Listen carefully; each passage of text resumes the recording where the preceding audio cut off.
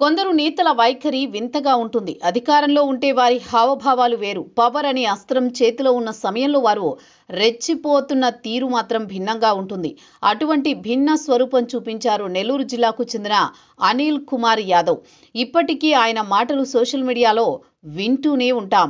కనీసం ఆయన రూపం రాజకీయ నేతకు దగ్గరగా ఉండదు. పర్సెంటా అరపర్సెంటా కాదు, బుల్లెట్ దిగిందా లేదా అన్నదే కావాలి. ఎందుకన్నా తొందర అంటూ అయ్యప్ప మాలలో ఎంత బరి తెగించి మాట్లాడారో తెలియంది కాదు.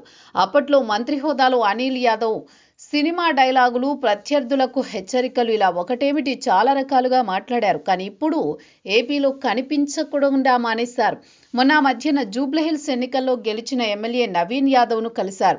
సాటి యాదవ సామాజిక వర్గానికి చెందిన నేత కావడంతో తెలంగాణలో రాజకీయ పరామర్శలు చేస్తున్నారు. కానీ సొంత జిల్లా నెల్లూరు జిల్లాలో జైలులో ఉన్న జోగి బ్రదర్స్ను మాత్రం కనీసం పలకరించలేదు. అసలు ఏపీ వైపు తొంగి చూడడం లేదు. ఒక మాటలో చెప్పాలంటే అనిల్ ప్రవర్తన సొంత పార్టీలో సీనియర్లకు సైతం మింగుడు పడదు. ఒక మాటలో చెబుతామంటే ధర్మాన ప్రసాదరావు మాటలను, అనిల్ కుమార్ మాటలను ఒకసారి బేరీజు వేసుకుందాం. ఎక్కడ ధర్మాన, ఎక్కడ అనిల్ అన్నట్లుంటుంది పరిస్థితి. పోతే వైఎస్ఆర్ కాంగ్రెస్ పార్టీ, ఆపై జగన్ రెడ్డి నిర్ణయాలను తప్పు పట్టలేదు.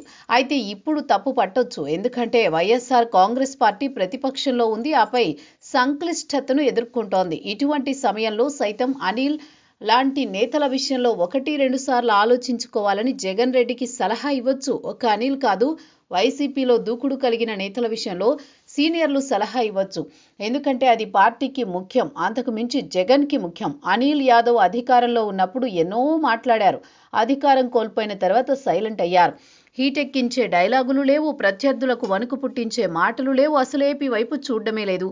అప్పుడప్పుడు వచ్చి నెల్లూరు రాజకీయాలపై పొడిగా మాట్లాడి వెళ్ళిపోతున్నారు. మొన్న జూబ్లీహిల్స్ ఎమ్మెల్యే నవీన్ యాదవ్ను కలిశారు. తద్వారా తాను ఎక్కడకు వెళ్లలేదని, హైదరాబాద్లోనే ఉన్నట్టు సంకేతాలు పంపారు. అంటే ఏపీ రాజకీయాలొద్దు, తెలంగాణ ముద్దు అన్నట్లుంది ఆయన పరిస్థితి.